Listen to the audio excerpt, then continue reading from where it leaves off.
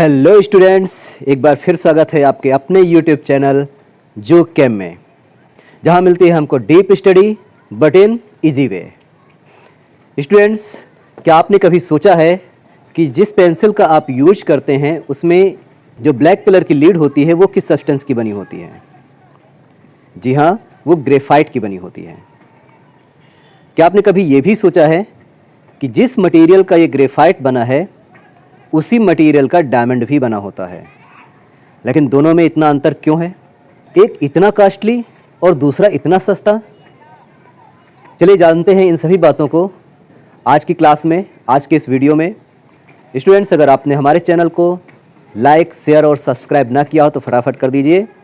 और फिर time waste ना करते हुए हम ले चलते हैं आपको अपने रीकैप सेक्शन में, क्योंकि आपको पता है हम हर वीडियो में एक रीकैप सेक्शन रखते हैं जिसमें पिछले वीडियो से रिलेटेड कुछ क्वेश्चंस हम पुटअप करते हैं ताकि आपको पिछले वीडियो की चीज़ें रिवाइज हो जाएं। जिन्होंने हमारा पिछला वीडियो नहीं देखा है वो हमारे चैनल को सब्सक्राइब करके पिछला वीडियो देख सकते हैं। तो चलिए स्टार्ट करते हैं आज का रीकैप सेक्शन। तो स्टूडेंट्स, जैसे कि यहाँ पर आप एक क्वेश्चन देख रहे होंगे, which statement is correct about carbon compounds, और फिर नीचे 4 स्टेटमेंट्स दिए हैं। इसमें से आपको सही स्टेटमेंट जो कि करेक्ट है कार्बन कंपाउंड्स के लिए उसको सिलेक्ट करना है। First statement is these compounds are good conductor of electricity. Second statement, these compounds have low melting and boiling points. Next C option, mostly soluble in water. और फिर last D option, these compounds are form by transfer of electrons. तो students, इन 4 statements में कौन सा statement carbon compounds के लिए true है? बिल्कुल सही आंसर। यहां पर आपका करेक्ट आंसर होगा option B, these have low melting and boiling points. Students, हमने पिछले वीडियो में बताया था कि कार्बन कंपाउंड्स जितने भी होते हैं वो कोवैलेंट बॉन्ड से बनते हैं, और कोवैलेंट बॉन्ड आयनिक बॉन्ड से वीक होता है, इसलिए इनको थोड़ा सा ही हीटअप करने पर इनके बॉन्ड ब्रेक हो जाते हैं और ये मेल्ट हो जाते हैं या इवापोरेट हो जाते हैं। तो आपका करेक्ट आंसर होगा these have low melting and boiling points. चलिए देखते हैं अगला question. Molecule of which compound will show definite geometrical structure? पहला ऑप्शन है water, B common salt, C magnesium oxide and D calcium chloride. Students, यहाँ पर कुछ कंपाउंड्स के मॉलिक्यूल्स के बारे में पूछा जा रहा है। कौन से ऐसे मॉलिक्यूल्स हैं जो डेफिनेट ज्योमेट्रिकल स्ट्रक्चर शो करेंगे? तो अगर आपको ध्यान होगा, पिछली क्लास में हमने पढ़ा था जो कोवैलेंट कंपाउंड्स होते हैं उनके molecules definite geometrical structure show करते हैं। तो इसका आंसर देने के लिए आपको सबसे पहले आइडेंटिफाई करना होगा कि इनमें से कोवैलेंट कंपाउंड्स कौन से हैं या कौन सा है। बिल्कुल सही, water. Water is a covalent compound and water molecule shows definite geometrical structure. Clear? तो चलिए स्टूडेंट्स, आज के रीकैप सेक्शन के बाद टाइम वेस्ट न करते हुए हम स्टार्ट करते हैं आज की क्लास। स्टूडेंट्स, आज हम पढ़ेंगे कार्बन की एक और स्पेशल प्रॉपर्टीज़ के बारे में जिसे कहते हैं एलोट्रोपी। मीन्स इस वीडियो में हम पढ़ेंगे कार्बन के कुछ एलोट्रोप्स और उनकी प्रॉपर्टीज़ के बारे में। तो स्टार्ट करते हैं। स्टूडेंट्स, कोई भी सॉलिड हो उसके 2 फॉर्म हो सकते हैं, उसको हम 2 कैटेगरी में डिवाइड कर सकते हैं।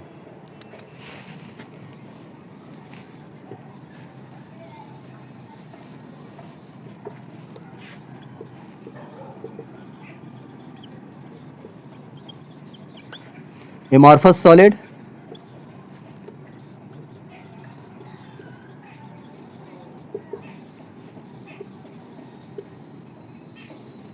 और क्रिस्टलाइन सॉलिड।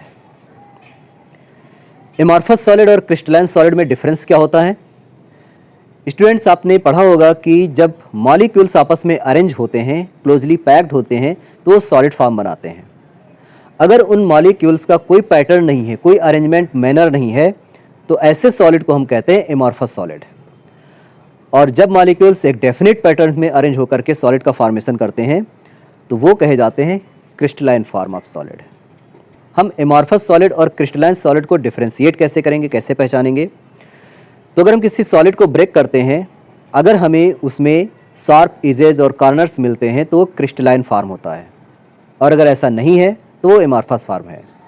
जैसे कॉमन सॉल्ट, अगर कॉमन सॉल्ट को हम ब्रेक करें तो उसमें हमको शार्प एजेस और कॉर्नर्स दिखाई पड़ते हैं, लेकिन वहीं पर अगर हम चॉक या सॉइल को ब्रेक करते हैं तो इसमें शार्प एजेस या कॉर्नर्स नहीं दिखाई पड़ते हैं। इसका मतलब कॉमन सॉल्ट एक क्रिस्टलाइन फॉर्म है सॉलिड का, और सॉइल या चॉक ये एमॉर्फस फॉर्म है सॉलिड का। तो स्टूडेंट्स, इसी तरह से कार्बन भी एमॉर्फस और क्रिस्टलाइन फॉर्म शो करता है। एमॉर्फस फॉर्म में जैसे कि चारकोल, लैम्प ब्लैक, कोल, ये कार्बन के एमॉर्फस फॉर्म हैं, और क्रिस्टलाइन फॉर्म इसमें डायमंड, ग्रेफाइट और बकमिंस्टर फ्लोरीन आते हैं। तो जो कार्बन के क्रिस्टलाइन फॉर्म हैं ये एलोट्रॉपी शो करते हैं। ये एलोट्रॉपी क्या है, तो आइए डिटेल से हम एलोट्रॉपी के बारे में पढ़ते हैं।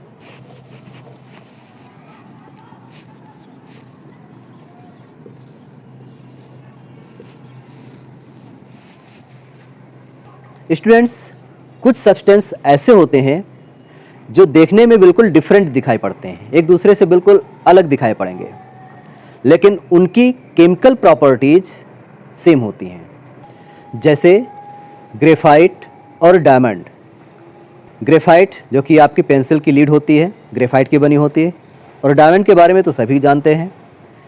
ये दोनों देखने में बिल्कुल डिफरेंट हैं, लेकिन इनकी केमिकल प्रॉपर्टीज मैच करती है, केमिकल प्रॉपर्टीज एग्जैक्ट सेम है। क्यों? क्योंकि ये दोनों चीज़ें एक ही सब्सटेंस के होते हैं, मीन्स कार्बन के बने होते हैं। तो स्टूडेंट्स, दोनों ही कार्बन के बने हैं, लेकिन प्रॉपर्टीज डिफरेंट हैं। तो ऐसे सब्सटेंस जिनमें इस तरह की प्रॉपर्टी पाई जाती है, तो इस प्रॉपर्टी को हम कहते हैं एलोट्रॉपी।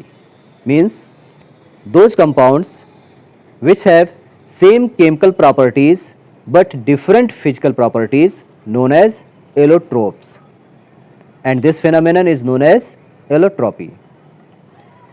तो यहाँ पर हम कार्बन के एलोट्रोप्स के बारे में पढ़ने जा रहे हैं, और उसके 3 एलोट्रोप्स होते हैं, डायमंड, ग्रेफाइट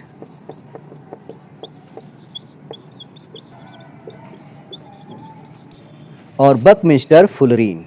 तो ये कौन से सब्सटेंस हैं और इनकी क्या प्रॉपर्टीज़ होती हैं? तो जैसा कि पता है कि ये कार्बन के क्रिस्टलाइन फॉर्म है।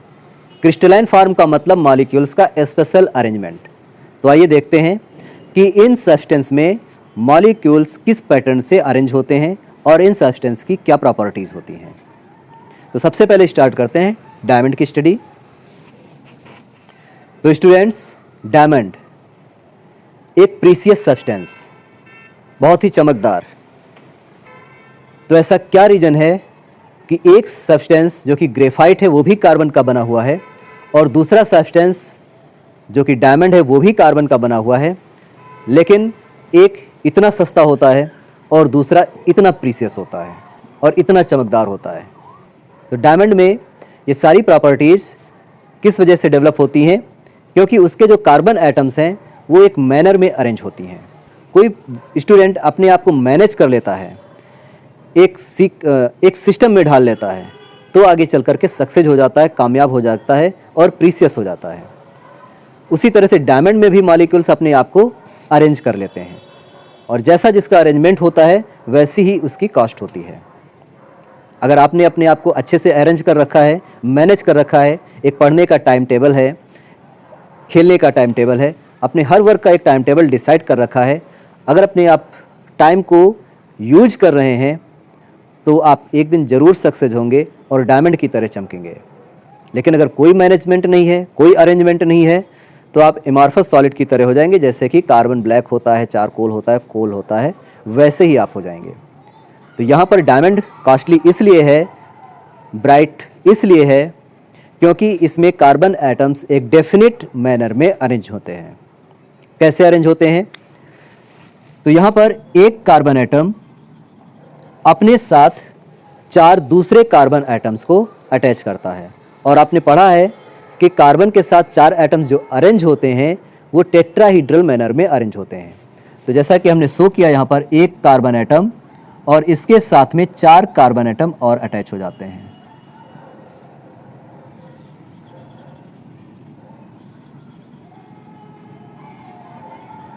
एक ऊपर के साइड में, एक इस साइड में, एक आगे की तरफ और एक पीछे की तरफ। इस तरह से 4 कार्बन एटम अटैच होते हैं। इनके साथ फिर दूसरे 4 कार्बन एटम अटैच हो जाएंगे।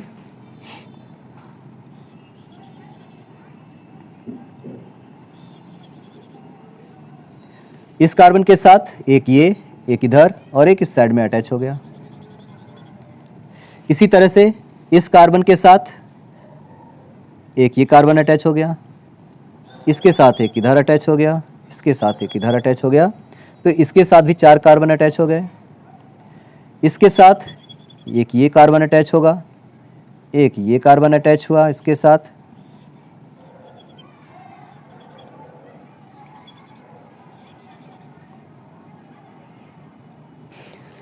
कुछ इस तरह से कार्बन के एटम्स एक दूसरे से अटैच हो जाते हैं। तो इस मैनर में अरेंज होने पर स्पेशल प्रॉपर्टी आ जाती है, क्योंकि कार्बन टेट्राहीड्रल मैनर में अरेंज हुए हैं और ये अरेंजमेंट एक स्ट्रांग मैनेजमेंट को रिप्रेजेंट करता है। तो एक स्टेबल स्ट्रक्चर बनाता है। साथ ही साथ इस तरह से अरेंजमेंट कार्बन एटम्स की डेंसिटी को इंक्रीज करता है। तो डेंसिटी के इंक्रीज हो जाने की वजह से ही डायमंड इतना हार्ड और शार्प होता है। डायमंड की डेंसिटी इतनी ज़्यादा होती है कि वो अपने अंदर लाइट रेज को भी इंटर नहीं करने देती है और उसको रिफ्लेक्ट कर देती है। जब लाइट रेज रिफ्लेक्ट होती हैं तो वो सब्सटेंस ग्लो करने लगता है, ब्राइटनेस उसमें आ जाती है, वो चमकदार बन जाता है। तो यही रीज़न होता है कि डायमंड में ब्राइटनेस होती है, वो चमकता है। और जब उसको तराश दिया जाता है तो तराशने पर क्या होता है कि उसमें डेफिनेट एंगल पर फेसेस बना दिए जाते हैं और फिर होता क्या है कि किसी भी एंगल से अगर कोई रेज आती है तो रिफ्लेक्ट होकर के तुम्हारे आंखों पर जरूर पड़ती है। तो इसी रीज़न होता है कि डायमंड रात में भी चमकता रहता है। क्लियर स्टूडेंट्स, डायमंड का यूज क्या होता है आपको सभी पता है। डायमंड एक प्रीशियस ब्राइट सब्सटेंस है जो लाइट को रिफ्लेक्ट करता है। इसका हम ऑर्नामेंट में यूज करते हैं। इसके अलावा ये ग्लास कटर के रूप में भी यूज होता है। आपने देखा होगा एक पेन जैसा इंस्ट्रूमेंट होता है जिसके टिप पॉइंट पर डायमंड लगा होता है और जो ग्लास को काटने में हेल्प करता है। तो इसको ग्लास कटर के रूप में भी यूज करते हैं। क्लियर। अब चलिए देखते हैं अगला एलोट्रोप जो है ग्रेफाइट।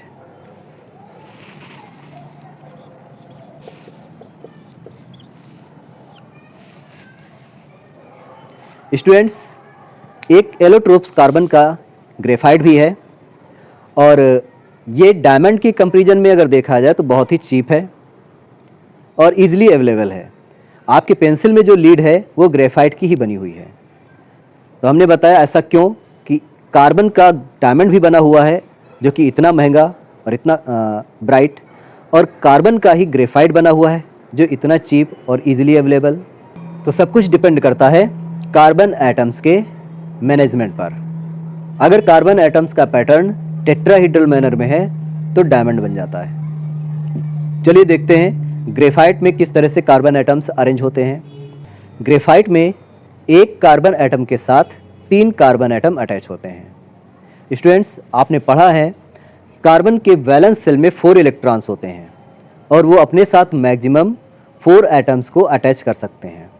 लेकिन यहाँ ग्रेफाइट में सिर्फ एक कार्बन 3 कार्बन एटम्स को अपने साथ अटैच करता है।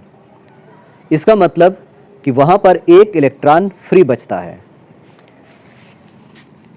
कार्बन अपने साथ दूसरे 3 कार्बन एटम्स को अटैच करता है, जबकि कार्बन के 4 इलेक्ट्रॉन्स होते हैं, यानी ये 4 कोवैलेंट बॉन्ड बना सकता है, लेकिन इसने 3 कार्बन को अपने साथ सिंगल बॉन्ड से अटैच किया। इसका मतलब एक इलेक्ट्रॉन इसका फ्री है। ये कार्बन एटम ये भी अपने साथ 3 इलेक्ट्रॉन अटैच कर सकता है। एक इधर अटैच है, एक ये अटैच हो गया, एक ये इसने अटैच कर लिया।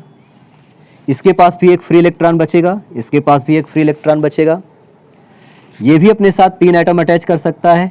एक ये अटैच कर लिया इसने, एक इधर अटैच कर लिया, इसके साथ भी एक फ्री इलेक्ट्रॉन बचता है। इस कार्बन के साथ भी 3 एटम अटैच हो सकते हैं, इधर एक इस साइड में और एक इधर अटैच हो गया, यहाँ पर भी एक फ्री इलेक्ट्रॉन बचेगा। इसके साथ भी 3 कार्बन एटम अटैच हो सकते हैं, एक ये, एक इधर और एक इस साइड में। इसके साथ भी 3, एक इधर, एक इस साइड में और एक इस साइड में। और हर कार्बन एटम के साथ 3 कार्बन एटम इस मैनर में अरेंज हो जाते हैं। तो इस तरह से हर कार्बन एटम अपने साथ 3 और कार्बन एटम्स को अटैच करता है और हेक्सागोनल मैनर में अरेंज हो जाते हैं, ठीक। और इसी तरह से और ये कार्बन एटम एक प्लेन में अरेंज होते हैं।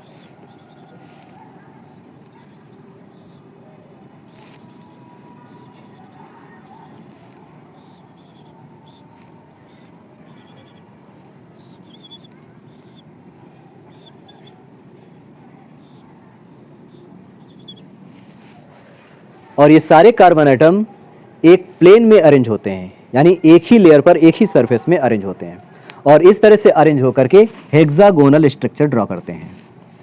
हेक्सागोनल मैनर में अरेंज होकर के बहुत सारी इस तरह की प्लेन लेयर्स बन जाती हैं।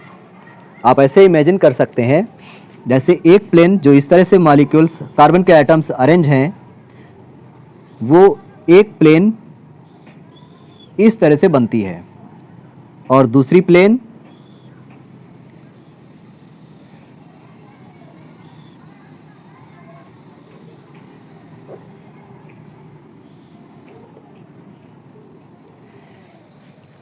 इस तरह से मॉलिक्यूल्स की जो लेयर बन जाती हैं, वो लेयर एक दूसरे के ऊपर अरेंज रहती हैं और ये लेयर एक दूसरे से वंडरवाल फोर्स के थ्रू अटैच रहती हैं।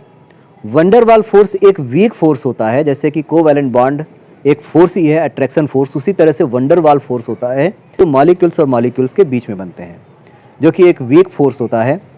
तो सारी जो लेयर्स होती हैं वो उस वंडरवाल फोर्स के थ्रू अटैच रहती हैं।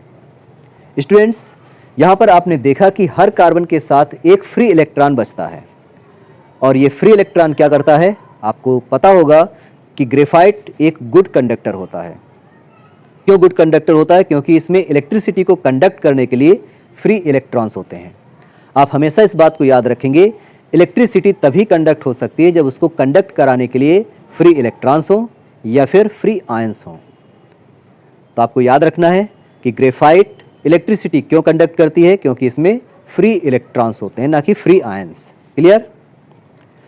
ग्रेफाइट में अरेंजमेंट इस तरह से बनता है हेक्सागोनल मैनर में और इसमें आप देख रहे हैं कि कार्बन के एक कार्बन एटम के साथ 3 कार्बन एटम्स ही अटैच हैं। इसका मतलब ग्रेफाइट की डेंसिटी कम होती है। तो यही रीज़न होता है कि डायमंड बहुत ही हार्ड होता है लेकिन ग्रेफाइट उसके कंपैरिजन में सॉफ्ट होता है। आप इसको ब्लेड से भी कट कर सकते हैं। ग्रेफाइट स्लिपरी भी होता है। स्लिपरी क्यों होता है? क्योंकि इसकी जो लेयर्स होती हैं वंडरवाल फोर्स के थ्रू अटैच होती हैं और जरा से भी प्रेशर या फोर्स लगने पर वंडरवाल फोर्स ब्रेक हो जाता है और ये लेयर एक दूसरे के ऊपर स्लिप कर सकती हैं। तो इसी वजह से ग्रेफाइट स्लिपरी टच भी देता है और इसको हम as a dry lubricant use करते हैं। तो ये था डिफरेंस डायमंड और ग्रेफाइट में।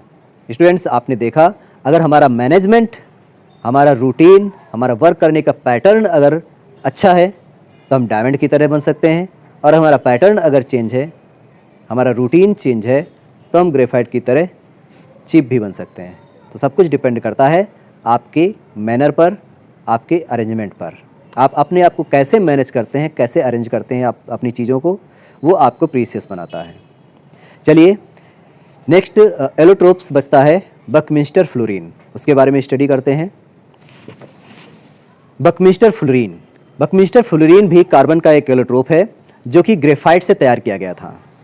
ग्रेफाइट को हाई टेम्परेचर पर इनर्ट गैस की प्रेजेंस में हीट करने पर ये एलोट्रोप्स मिलता है और इसमें देखा गया कि कार्बन के 60 एटम्स एक ऐसे मैनर में अरेंज होते हैं कि एक फुटबॉल जैसा स्ट्रक्चर बनता है। इसीलिए इस एलोट्रोप्स को C60 भी कहा जाता है। इसका नाम बकमिंस्टर फ्लोरीन इतना डिफरेंट क्यों हुआ? क्योंकि उस समय एक यूएसए के आर्किटेक्ट थे जिनका नाम था बकमिंस्टर फुलर।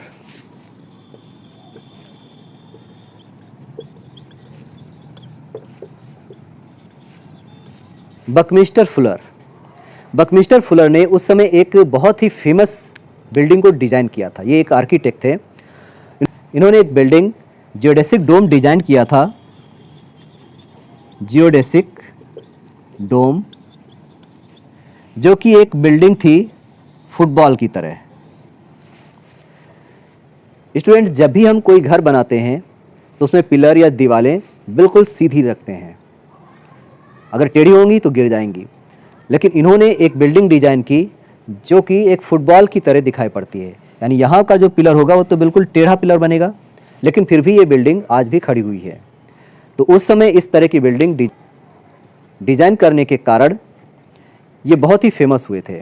जब C60 मॉलिक्यूल्स को देखा गया तो पाया गया कि उसमें 60 कार्बन एटम्स कुछ इसी मैनर में अरेंज हैं जैसे कि इन्होंने ये बिल्डिंग डिज़ाइन की थी।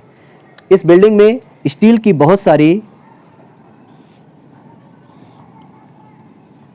बहुत सारे रॉड थे, मोटे मोटे रॉड, जो एक दूसरे से अटैच थे और इस बिल्डिंग को डिज़ाइन देते थे।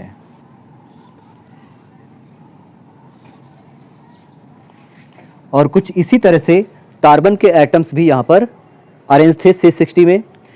तो यही रीज़न है कि इस सब्सटेंस को, इस एलोट्रोप्स को बकमिस्टर फुलर के नाम पर ही बकमिस्टर फुलरीन रखा गया। स्टूडेंट्स, एक राज की बात बता दें, अगर आप चाहें तो अपने घर में भी डायमंड बना सकते हैं। जी हाँ, बिल्कुल सही, आप अपने घर में भी डायमंड बना सकते हैं। आप जानते होंगे कि डायमंड कहाँ से निकलता है।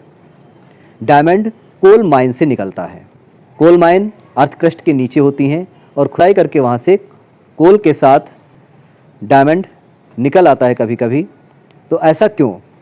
क्योंकि ज़्यादा गहराई पर प्रेशर ज़्यादा हो जाता है और नीचे जैसे हम जाते हैं वैसे अर्थ का टेम्परेचर भी ज़्यादा होता है।